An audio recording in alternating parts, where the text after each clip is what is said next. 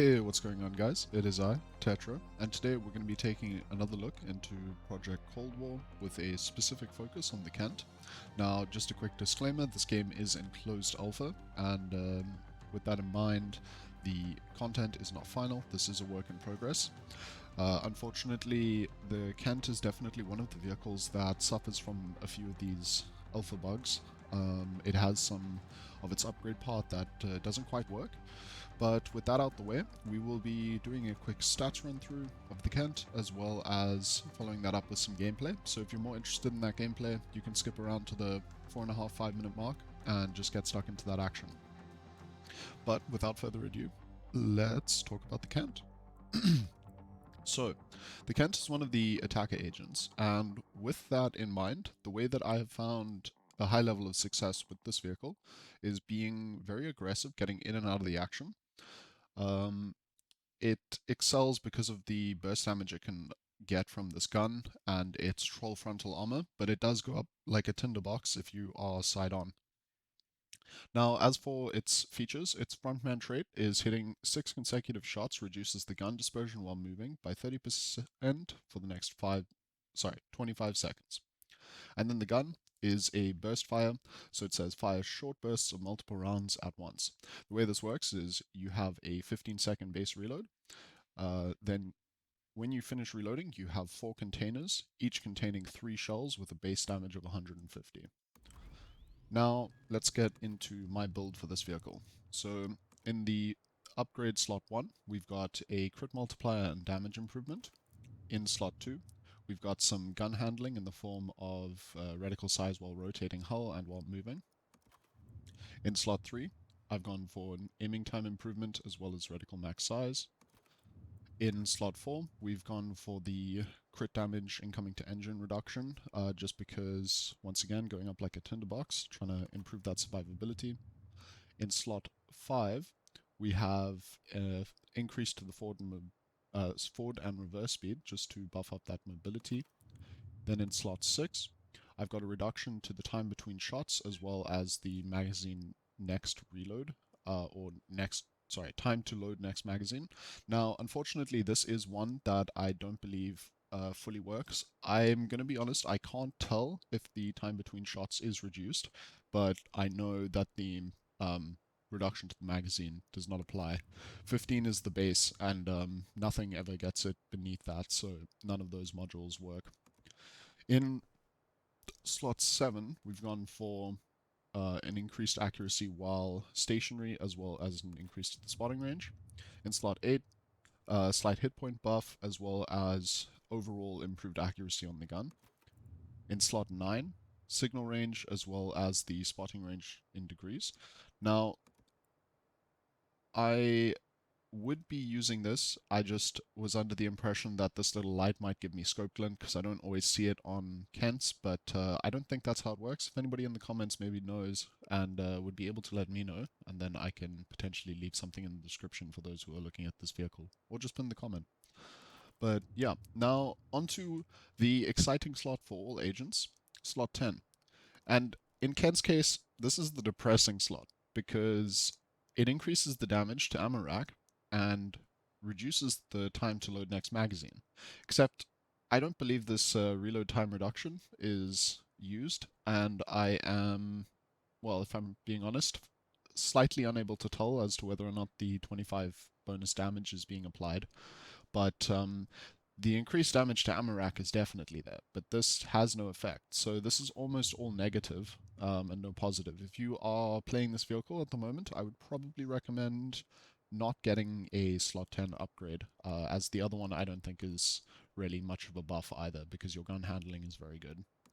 Now, as for my perks, I am running the boost to reverse speed in slot 1, evasive maneuver. In slot 2, I'm running well-oiled machine to supposedly reduce the gun reload, but it does not functionally work. And in slot 3, just further gun handling improvements with stable approach. Now, I am running the the fire extinguisher here, so that is just when this thing does get set on fire, it gets put out faster. There is no gun reload for the conditional slot. And that is my build for the Kent. So yeah, let's take it into some gameplay, and I will talk a bit about how I like to play this vehicle. And without further ado, let's get into that. Okay, so we are loading in here in our first match. This is the 10v10 Conquest mode, so this is basically just going for cap control. Now, with the Kent, I will say that, or rather, this is something you should probably do with all of your agents, but just trying to make sure you get that first cap at the beginning of the game is, in my opinion, very valuable, as you gain 200 XP and 200 points for the match. So it's just a nice little boost that you can kind of guarantee a little bit of performance out from each of your games. You'll see here we got those 200 points. Now, on this map, I find that B point is typically the real hotspot for this map, where people pay B a lot of attention and can sometimes be almost neglectful towards other points. Now, I don't know how much we're going to manage to really get out of there on the Jaeger, just because of the range. Yeah, he hits us so much harder than we could hit him, and that's just because the Jaeger's always going to perform a bit better there at range. Now, with the Kent, I think this is one of the vehicles that is most important to remember your front-on requirements, just because of how much yeah, you see this is not actually a dead Phantom. Sorry there for the interruption in thought, but yeah, this is just one of those vehicles where I think negating that damage by being front-on, Kent's front is really quite surprisingly troll, so just making sure that you can potentially be front onto your enemies will negate a lot of that damage with that troll front armor, and it, to some extent prevents you from taking those really horrible engine and ammo rack crits, because yeah, in this vehicle they do really just hit miserably hard. But with that in mind, I would say that a spot that I have found where you can crit a lot of vehicles quite consistently is actually just kind of under the turret here, like in line with the turret ring, that little slot. It'll vary a little bit from vehicle to vehicle, but it is very consistent. I can show you here against the Rakata. Yeah, so you see getting those big juicy ammo racks. We only needed half our clip there to finish that man off. Now, considering that I am an attacker, I think perhaps it is time to attack. I'm gonna retreat away from the Phantom, trying to get my side there. I don't really want to go sky high. We're gonna come and put some pressure on A. So there is something unfortunate with this vehicle that also pertains to the gun. So there is the issue with the modules that are supposed to reduce the reload, not reducing it. But at the same time, Kent is the only agent I have found in this game where it feels like there's something of a disconnect between your reticle and gun. And I find this occurs when I need to turn the turret quite rapidly. It feels like the shells lag behind where my reticle is actually shooting, and hopefully I will be able to highlight an example of this during the gameplay, because if you're aware of it, you can try and manage the situation and potentially give more lead than you need to, as well as sometimes you can just try to only engage targets when you are straight onto them.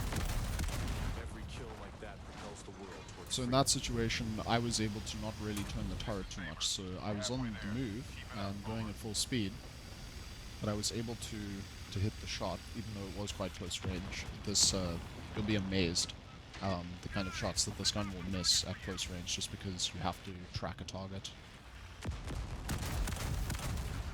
So this will probably be a pretty good example. Yeah, he manages to get away, which is not too great for us. Yeah, okay, there's a very real chance we will go down here. Oh, Off with his head. Yeah. Okay, but we're gonna try and get rid of that phantom. Strategic location under control. Now, if you didn't know, with the phantom, you can always just have a look down there in the kill feed. If you see that the phantom is dead, then or someone killed it, then you know, because it has a ability where it can pretend to be dead. So that's a way to make sure, because yeah, I don't think it's I'll say it's pretty painful to get got by somebody that you believe is dead. They can be very sneaky. Okay, we're just gonna see what we can do here against the Titan. Oh, we got a Jaeger coming in. Fortunately for us, he doesn't land that crit. We got another one. Oh, we got critted through the front. Okay, that's a bit unfortunate. But that is a GG. And I think we had a pretty alright game there. We didn't quite manage to come on top, but I think it gave you an idea of that front-on nature. This is really not the most amazing result. But hopefully we can show off a little bit more of this thing's raw power in Game 2. Okay, so we are loading in here in our second match. Now, it does appear to be the same map, same game mode. So we're going to start off in a very similar manner, where we're just going to go for that first cap point.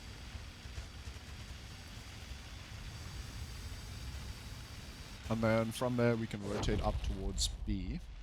Fortunately, that was that little bit of damage I just took. If you guys have been wondering what that is, if it's happened to you in any of your games where you've potentially taken a big hit right at the beginning, when I press tab, I am fully expecting to see a blitz somewhere in the enemy team, and that was his TV-guided missile. And there he is. That's the blitz. So it was a TV-guided missile, which, fortunately for me, he did not manage to land. Otherwise, unironically, might be dead right now. Oh, you can see all the heat coming in there. So, yeah, we're gonna need to be front on. And you can see the shells there lagging behind the reticle.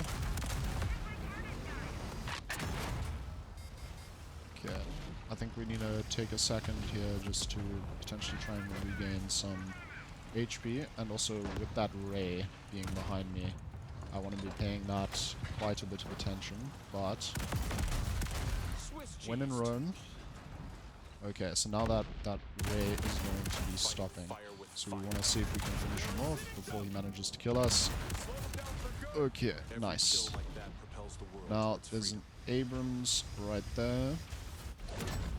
Ooh. Okay, we got the ram kill, we're backing off.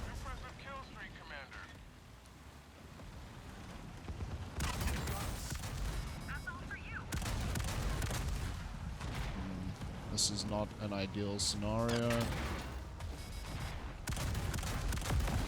Okay, we managed to survive that, but I suspect this HSTVL is going to be finishing us off. We've got a heal, so I'm gonna try and get that heal going. Try and get safe on this wall again. Oh, we just manage it. Oh no. I forgot about the puncher's mines. Wow, this has been some very intense early game action. Unfortunately, I miss the cap here. Ooh, wow. Okay, he really covered this area. So yeah, I'm dead.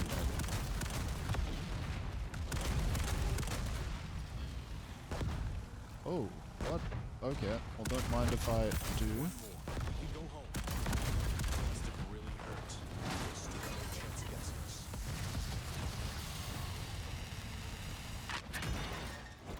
Yeah, I went over another one of his mines. Oh well. But sure, I mean, we had a lot of fun there. We were definitely managing to mult quite a few people.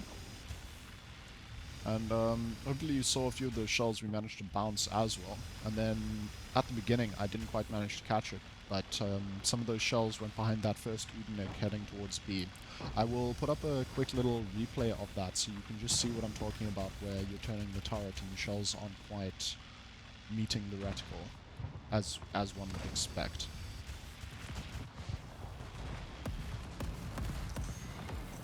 Okay, this punch is at the start at this point just starting a meme on us with how frequently we've gotten our tracks taken off. I'm gonna push up towards A then, see if I can't give it a little bit of support. Got a lot of things going in.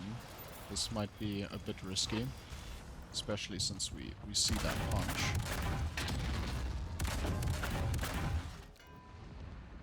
Okay, so we can go top of the turret there.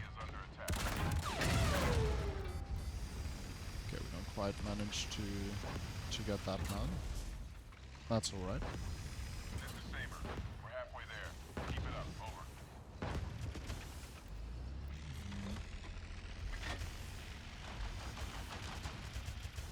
Okay. Well, I don't actually want to play in the minefield. One more, and we can go home. Okay, managing to get those just under the turret ammo racks once again. And I think I am just gonna basically back off on out of here.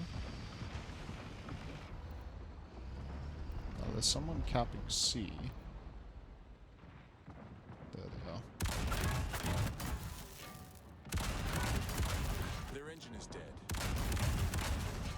Slowed them Yeah, down and for good. those shells, while sniping at long range, your shells can often go a bit low. So just be aware of that, as it definitely can be frustrating.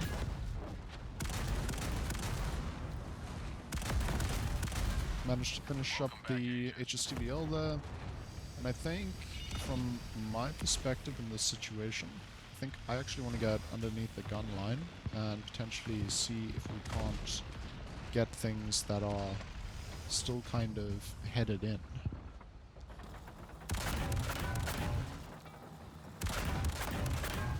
Wounded them. Rattled the team. Okay.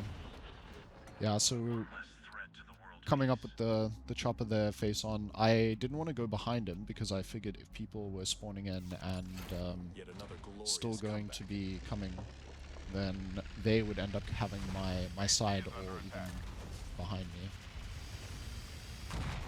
So I was hoping I could manage it to clip him out there with just the shells and not need the crits by going through his kind of gun area. But that didn't work out for us. Now, got an Udenik. I believe that's the Udenik that actually just killed us.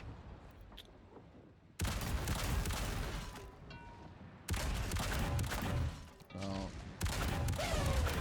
trying to play with this gun at range.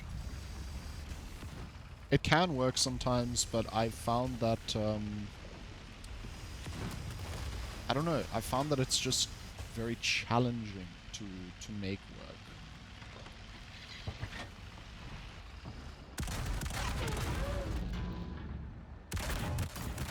Knocked out their engine. They've got no wheels left to wear. Okay, so we got that guy finished off. Let's see if we can't maybe finish this guy with a ram. Okay, no, but we managed to interrupt his heal at least, which is definitely helpful. And we're wanting to try and get front on there to the guys that were sniping at us. And then perhaps from this point, we can turn towards them, hide that lower plate.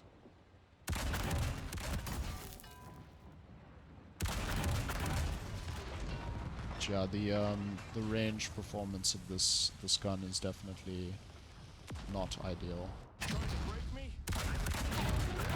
Okay, now where did that come from? Oh.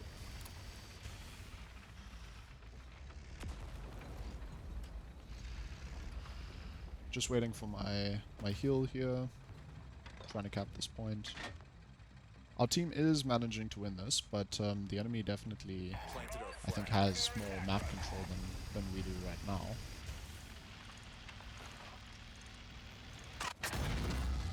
You all right in there? Don't think so. Yeah, that's unfortunate. Punch manages to bring us down. I think we've been doing a good job of trying to be front on, negate some of that incoming damage with our troll armor, but I mean, hey, it doesn't always work out. We've got quite a blob of tanks over there, but I think they need to grow their big boy pants and push them to be.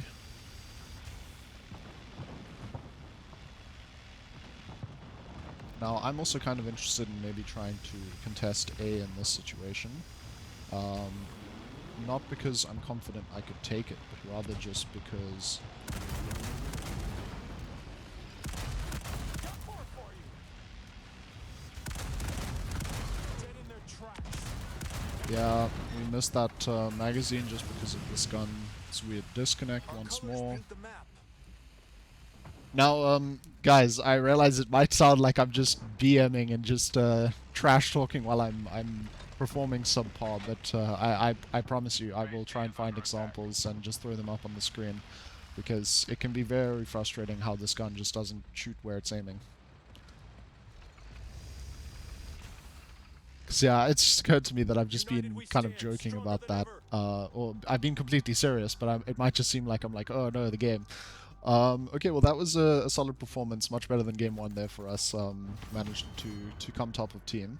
So yeah, this has been the Kent, and I hope you found some of the ideas and tips and tricks I put forward, like keeping your front on and trying to be quite aggressive around those cap circles and get those side shots. The crits can be very valuable. I do think Kent, despite all of these issues it has, the lack of the reduction to the reload, as well as just the raw firepower of the gun, is more than enough to compensate for those issues. It's just this gun really does put out a lot of damage, and your armor can be quite good. Just be aware that your side is very, very susceptible to crits. But yep, that is all I have to say on the Kent. It is unfortunate that this vehicle is bugged, but hopefully that will be fixed in the future. So thanks for watching, guys. If you found this helpful, maybe consider leaving a like and subscribing. It's free and it helps out a ton. We'll see you in the next one.